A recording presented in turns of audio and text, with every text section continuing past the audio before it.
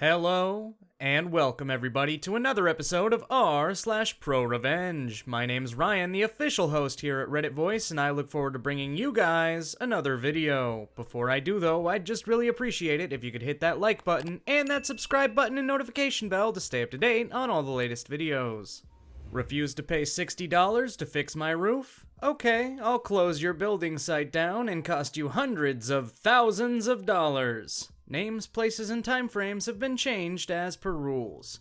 Characters in this story: my friend, who I will call Brian; bullying demolition man, we will call Keith; greedy property developer, we will call Karen; and the insurance assessor. This tale of this nuclear revenge happened a while back and is a work in progress. It is too good not to tell, and I will try to keep you updated down the track. Brian's neighbor is a typical greedy career landlord that left their rental house in disrepair. The poor tenant was living in the cold house, raw sewerage leaking onto the lawn, and holes in the house so that you could see light coming out of the house. After multiple requests from Brian, Karen refused to get any repairs done. When the state government introduced new laws about ensuring landlords are insulating their rental properties, instead doing this to the house, Karen kicked their tenant out and left the house vacant for 5 years. The old house deteriorated so much more during this time, with rats infesting the house and invading others nearby.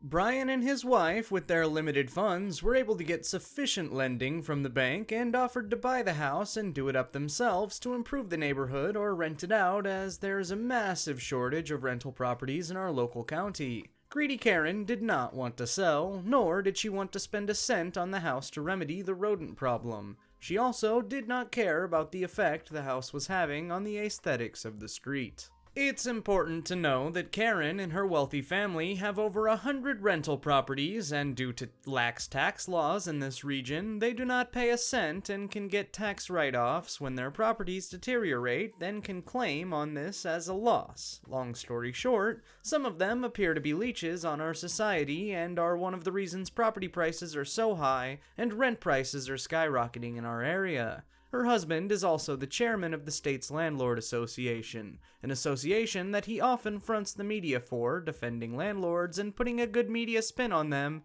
when there's negative press. Fast forward 5 years and Brian finds out the house is going to be demolished to make way for some new houses to go in on the small section. That's good news at least, though Brian and his wife were anxious about how smoothly the demolition would go due to the fact that the houses are quite close to each other. This is important for later. Prior to demolition, the company doing it had to get samples from all sides of the house to check for asbestos. Either Karen made it difficult for the company to get down the side bordering Brian's house, or they simply were too lazy, but only samples from 3 sides, not 4, were taken. Demolition day came around, and Brian was concerned that no safety barriers had been put up to protect his house from falling bricks on the chimney, nor was there anything from stopping dust and debris going all over his new deck and porch area. Later that day, Brian had the pleasure of meeting Keith. Keith is the demolition company manager that is well known around the district for only caring about money and has little regard for people or property. Keith was doing the demolition himself today, simply with a digger. Brian returned home during his break at work to check the progress of the demolition and found the demolition was already complete after only an hour or so. The demolished house was in a pile. He climbed up on his roof and, to his disbelief, found hundreds of bricks had fallen onto his roof, causing damage, though he was lucky none had fallen through into the house. Brian phoned up demolition man Keith to ask what went wrong. Keith initially played down the damage, despite there being 200 bricks laying on Brian's roof. Even with the damage, no apology, and the rude attitude of Keith, Brian kept his cool. "Since I did a little bit of roofing when I was younger, I can fix up the roof if you just get me 4 new sheets of roofing iron and we call it even. Don't worry about paying for paint, I can sort that out when I paint the whole roof after the fall." Brian's roof was not in the best shape, but it was in much worse shape after having bricks dumped on it, leaving massive dents and chipping the paint. This is the moment that a simple decision on Keith's part would screw him and the landlord big time. "Not happening, pal. Your roof is fucked anyway. I'll get you a sheet of secondhand roofing iron from my yard to repair the damage on the roof, and I can come and hose off the dust off your deck and your dog kennel." Cue the nuclear revenge. The revenge was not intentionally nuclear, but Brian had a dilemma that his roof was damaged and he needed it repaired. There was rain and snow forecast later in the week, and he shouldn't be out of pocket having to buy new materials to fix up his own roof to a good standard. Brian's normally calm and relaxed, but this situation and the way he and his property were treated sparked an anger in him that I have never seen before. Brian got in contact with his insurance company, and due to the issue involving a roof, a building assessor arrived that day to assess the claim. The assessor would then be able to seek damages from the landlord or demolition company if he found them to be at fault. Brian also reported the demolition company to the local health and safety authorities due to their lack of safety precautions used when doing the demolition. The assessor got onto the roof with Brian and was mortified to hear how Keith had acted in such disregard with the damage done to the roof, and his lack of an apology for any wrongdoings got the assessor mad. He then looked more concerned and bent down and picked up some gray, fibrous material. Luckily, thanks to COVID, we already have masks on Brian. Hi, this here looks like it's asbestos. I don't know how they got to sign off to get this house knocked down in this manner. You don't know at this time of being exposed to this stuff, but if you breathe in these fibers, it can cause some serious diseases later on in life, including lung cancer. I'll get this sent off to the lab for testing, and we'll be in touch. Fast forward another day, and Brian was contacted by his insurance company.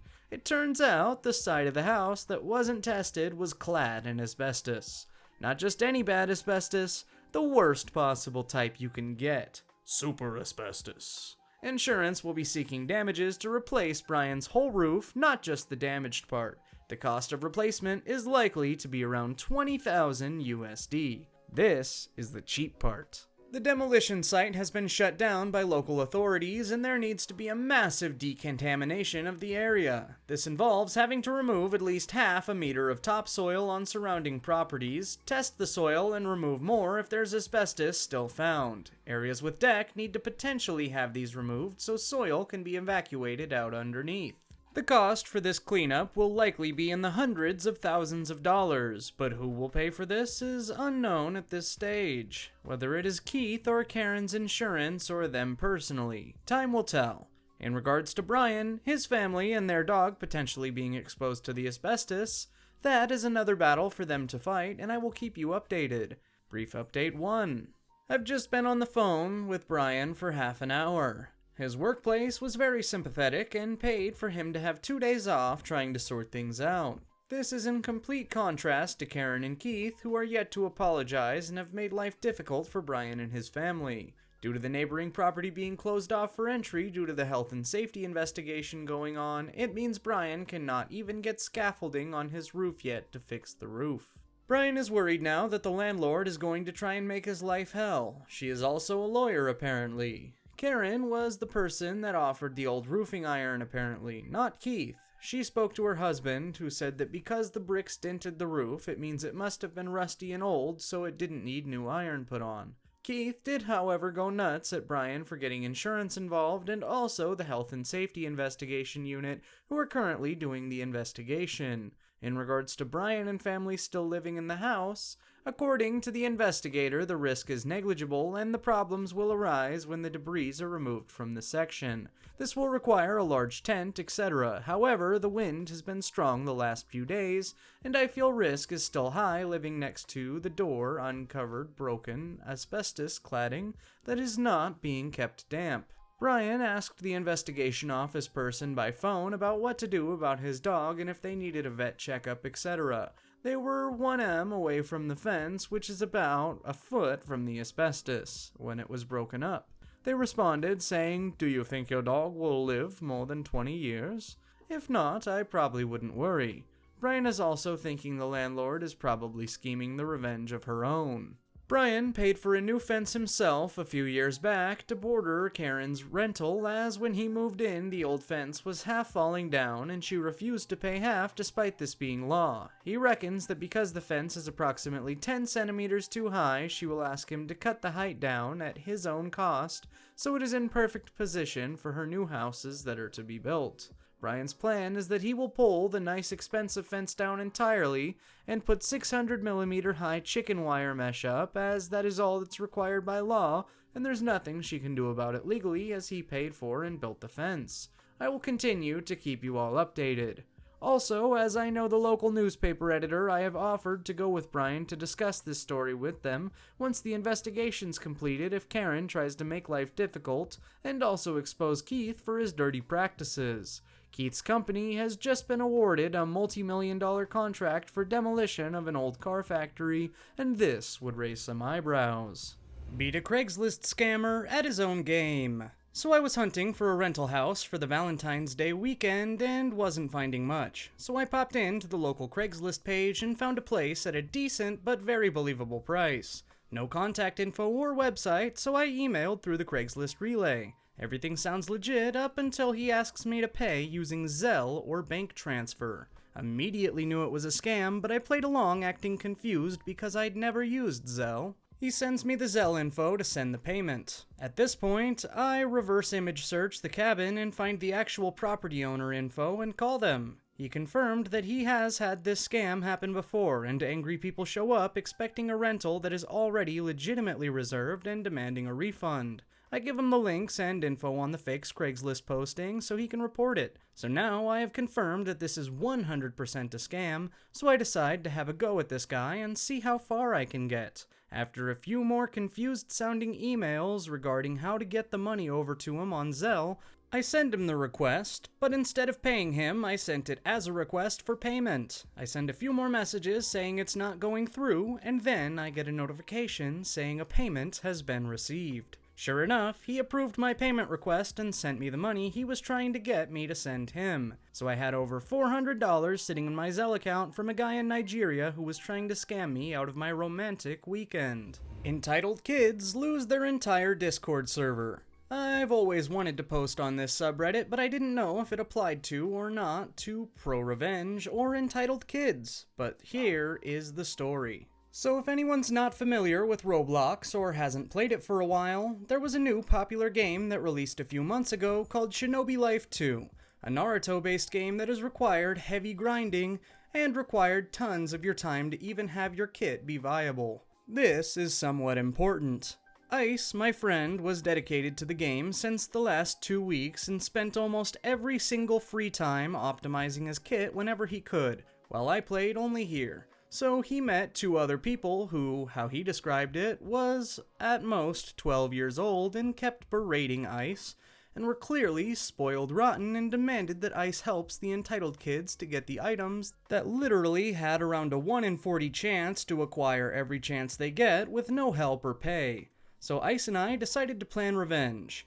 We knew that they had a grinding Discord for this game and decided to check it out. The entitled kids were apparently dumb enough to make Ice the co-owner of the Discord, which allowed Ice to do literally anything that the owner could do to anyone except the owner. Ice went to MOI to itch a plan to burn the Discord to the ground. The Discord was well maintained and quite large for only a week of being open. There were exactly 87 members in the Discord, including 6 bots, and focused in a truly dedicated community. I did feel bad for planning a revenge, including casualties, but Ice showed the moderator-only chat where the admins and co-owners were bullying those into utilizing the Discord's private servers to help farm the items that were nearly impossible to acquire. And if they didn't comply, they were either harassed into helping them, to hacking their Roblox accounts, and saying discard in a public chat. Saying discard in a Roblox chat would trigger the bot moderators and ban your account permanently.